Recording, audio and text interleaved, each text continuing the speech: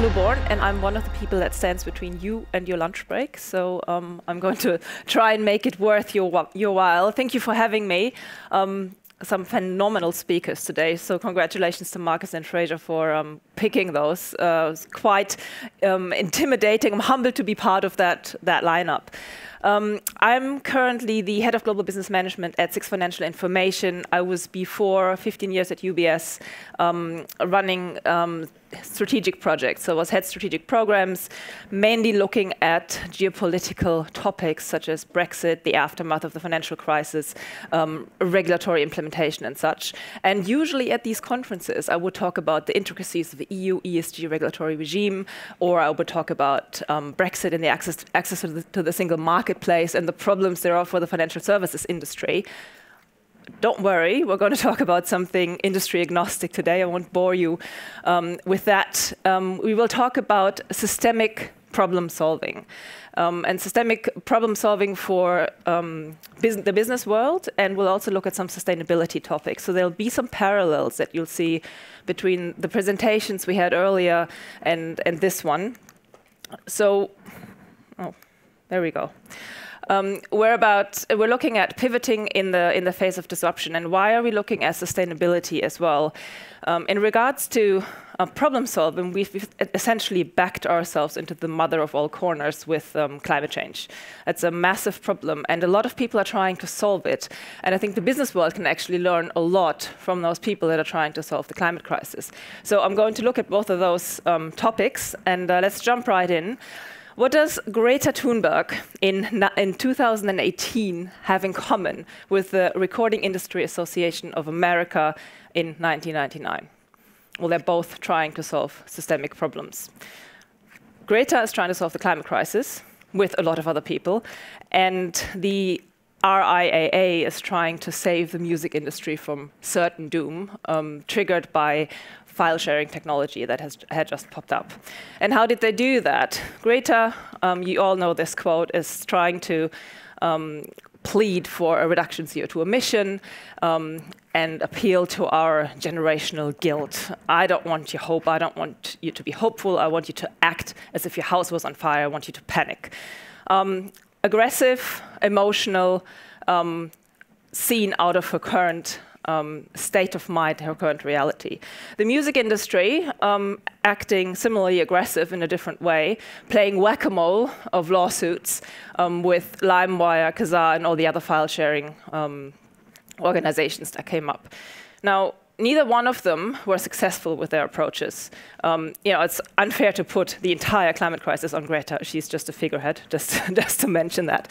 Why weren't they successful? And it's something that we want to look at now. I've taken two concepts. So one is Tarzan Economics, a book that's written by Will Page. He was also the chief economist of Spotify. And he essentially says, if you're not solving a problem, you're probably asking the wrong question. You need to ask a different question to solve your problem. So you need to get out of your silo, you need to change your perspective.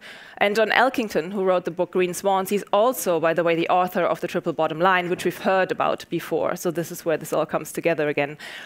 Says you need a paradigm shift, which is essentially the same thing, a paradigm shift. And I've put this in here because it's a word or a term that a lot of people use, and many people have a different understanding of what that actually means. When I say paradigm shift, I mean you're replacing your old reality with a new reality. What did that? Oh, there we go. With a new reality. So essentially, it's believing in modern miracles. You think that something that's impossible from today's perspective is possible if you just have tomorrow's perspective. Now, let's jump into the cases and start with the business world. A 19-year-old Sean Fanning in 1999 decided he wanted to share his files, his music files, with his buddies, and probably in a garage, because all good stories start in a garage. Together with his uncle, he created a very simple file-sharing technology. This wasn't something groundbreaking in a way, and it was really easily replicated. But what he did is he created what we now call a Napster Moment. It's actually a term that we use, and it's an event that's triggered by radical game-changing innovations that can throw businesses and industries into oblivion. Now, without wanting to do that, he did it, and file sharing became hugely popular. And the music industry reacted with lawsuits against organizations, as I said, LimeWire, Kazaa, all the different file sharing ones. They just kept popping up. Then they started suing individuals that were sharing a lot of files. Also didn't quite work. Then they started to appeal to their customer base and say, you must buy CDs. It's the best thing. You're committing copyright infringement. It's illegal, and you have to go back to your old ways.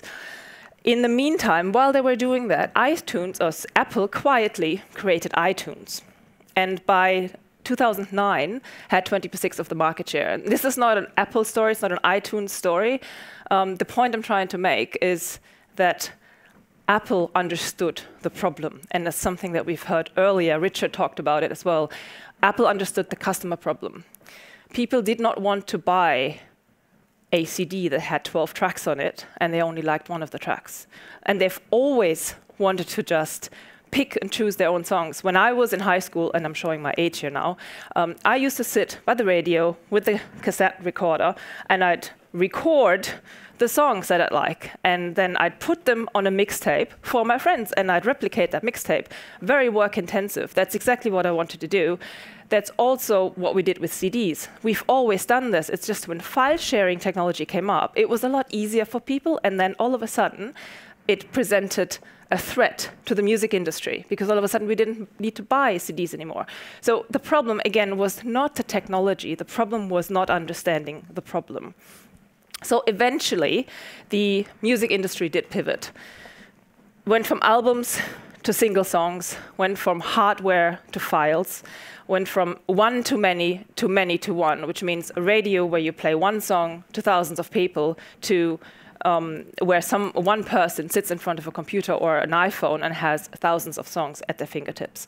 So Spotify, Pandora, but also Netflix, Amazon Prime, Disney Plus, they all perfected this business model. And what is that? What did they do? Essentially, they just jumped to the next vine. This is what Tarzan Economics is. You figure out what you need to do to deal with disruptive change. So let's go back to Greta. Greta has not been able to solve the climate crisis, even though she's got essentially the world backing her, from governments to intergovernmental organizations to corporates now, the whole net zero movement. And we started with this whole process in 1990 or even earlier. So we've had 40 years of trying to solve this climate crisis. And why haven't we done this? And it's this one added variable that we've also heard about before. It's too complex, right? So people can only hear what they understand. If there's too much information that they can't process, that they can't understand, they can't act. They don't know where to go. And wicked problems are the essential cause of this. And wicked problems are problems that affect millions. They are unprecedented, so we haven't seen them before. They have multiple different causes. They have no single solution, and they're hopelessly interconnected with one another. So basically, you fix one thing and you create a ripple effect that makes something else worse. And there's a thing called super wicked problems, which is essentially a wicked problem on crack. And that's a wicked problem that has all those characteristics, but it's on a tight timeline. It's on a timeline that essentially brings humanity to a breaking point. That is climate change, right?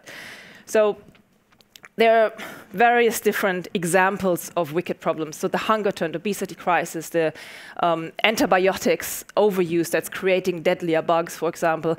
And a very good example to just understand how this works would be hunger and climate change, or poverty and climate change. So if everybody has a roof over their head, has access to transportation, and has access to meat, so protein in their diet, you all of a sudden create your CO2 emission through concrete, through petrol, and through farting cows that you're then going to eat.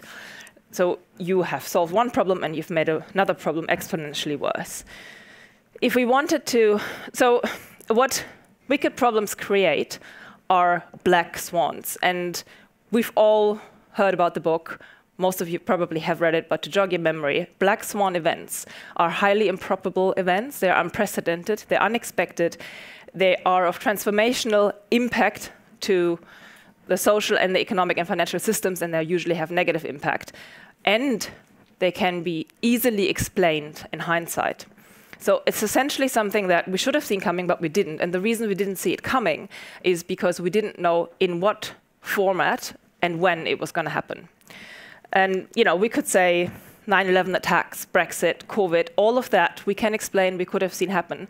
But in the end, we didn't. And the way you can prevent black swans is not by predicting them, but it's by creating green swans and make sure that black swans don't ever happen. So green swans, and there are different definitions of it. I'm using John Elkington's definition here. Green swans take you exponentially to where you want to go, whereas black swans take you exponentially to where you don't want to go. Black swans are events. Green swans are phenomena, they're movements. And green swans don't happen to us. We create them ourselves. For example, the electrification of vehicles, that could be a green swan. AI and machine learning could be a green swan. And the growing appetite for plant-based diets could also be a green swan. And again, they're not people or inventions, they're movements, they're phenomena. And why am I saying they could be green swans?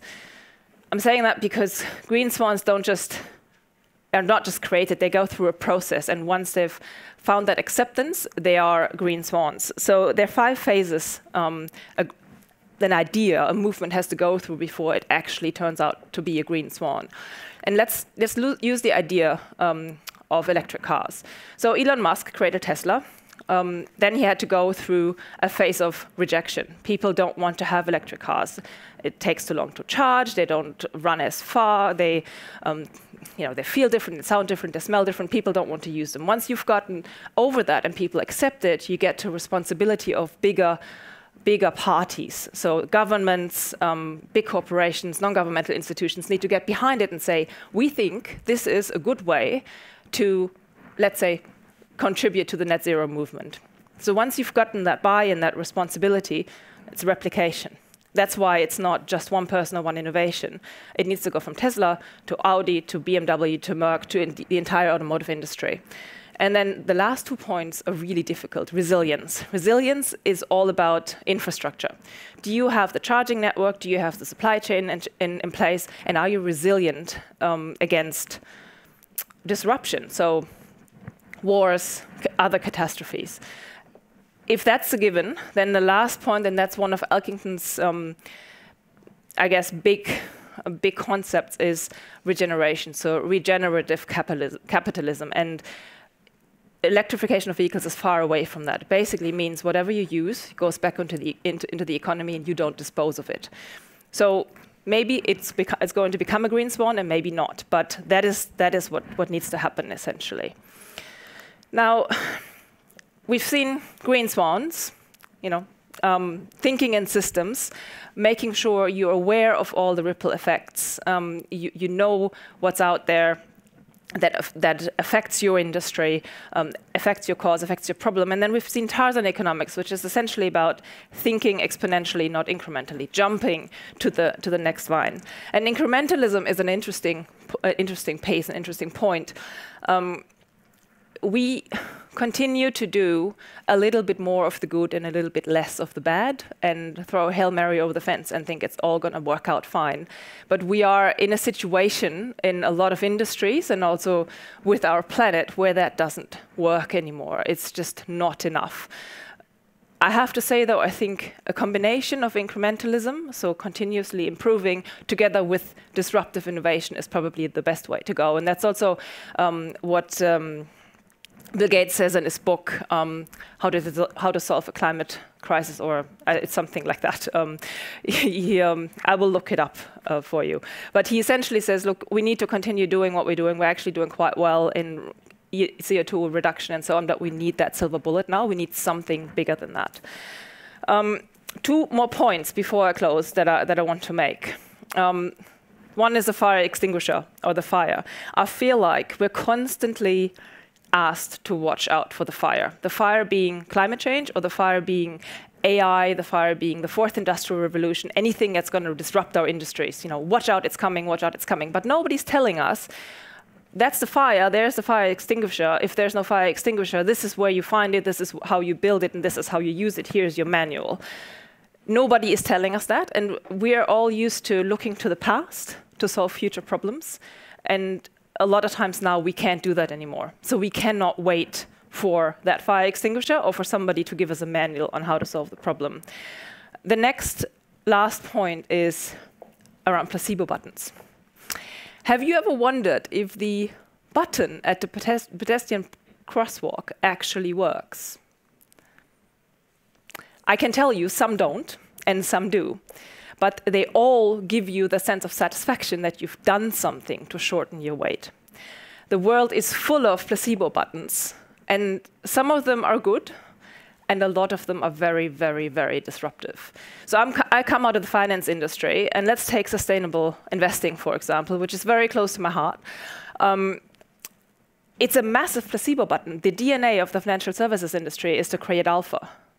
And that DNA won't change overnight. We're not geared towards saving the planet, saving children. It's just not what we do. But we want to sell products, so we put a green label on stuff. And I'm not saying all impact investing is greenwashing, but a lot of it is, and a lot of it is accidental greenwashing.